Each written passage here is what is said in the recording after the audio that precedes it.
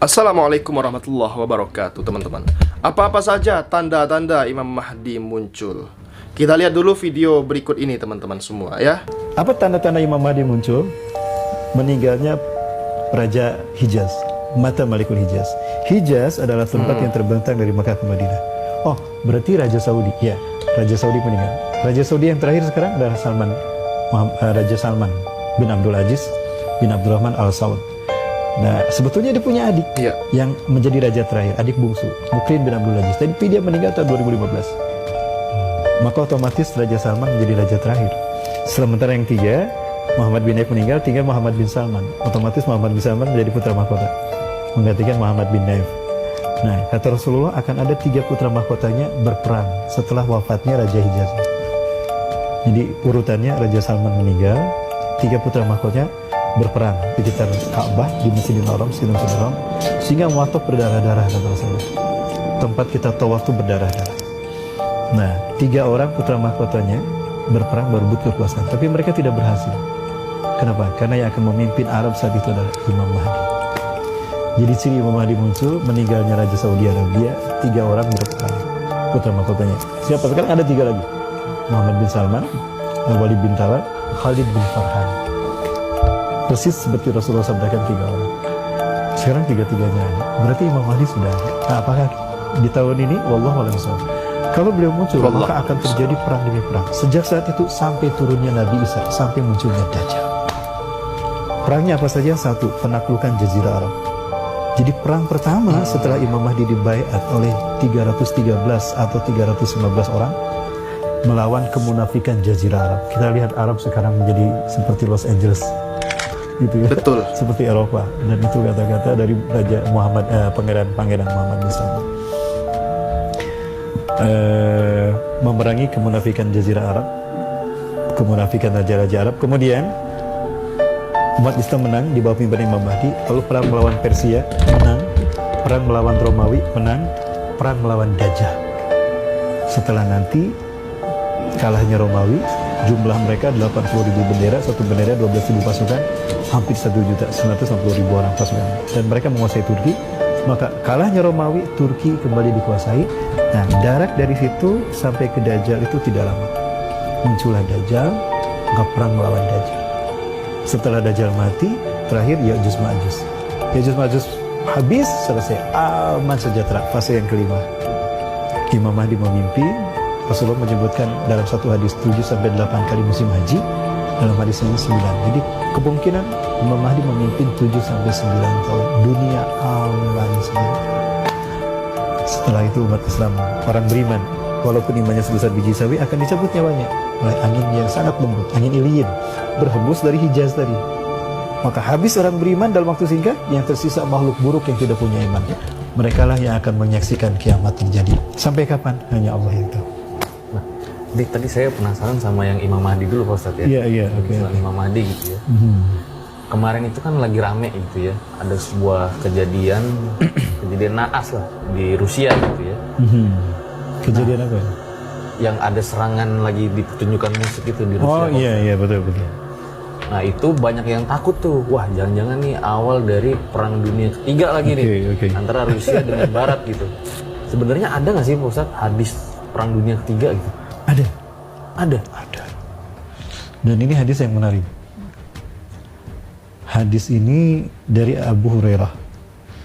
Abu Hurairah radhiyallahu anhu adalah sahabat Rasulullah yang paling banyak meriwayatkan hadis. 5.364 hadis kalau tidak salah. Kurang lebih segitu. Nah, Abu Hurairah menjelang wafatnya, beliau berfatwa kepada pengikutnya. Berarti tabi'in, generasi sesudah sahabat. Rasulullah bersama sahabat, Rasulullah wafat, sahabat memimpin, pengikutnya namanya tabi'in. Nah, tabi'in berkumpul di sekeliling Abu Hurairah. Demi Allah, aku menerima 2 bejana ilmu dari Rasulullah SAW. 1 bejana ilmu telah aku sampaikan pada kalian semua. Bejana ilmu yang kedua aku sembunyikan sampai hari ini. Karena aku faham, kalau isi bejana ilmu yang kedua ini aku sampaikan, kutiya hadal bul'am, mereka akan memotong leherku. Leherku akan menjadi taruhannya. Mereka akan membunuhku. Karena aku khawatir mereka yang tidak punya ilmu dan tidak kuat keyakinannya akan teruji dengan hadis-hadis ini, ilmu ini. Tapi sekarang kalian menyaksikan aku sebentar lagi akan mati menghadap Allah. Dan aku tidak mau menyembunyikan ilmu dari Rasul. Sekarang aku sampaikan. Apa itu yang sampaikan? Cerita-cerita perang dunia ketiga. Terjadi setelah 2 perang sebelumnya.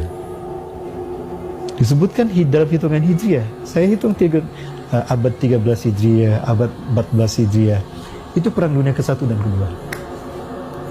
Diceritakanlah perang dunia ketiga. Menariknya, dalam hadis itu Rasul menyebutkan Al-Hir, Hitler, Jerman, Arus, Rusia, dan menyebutkan Amerika.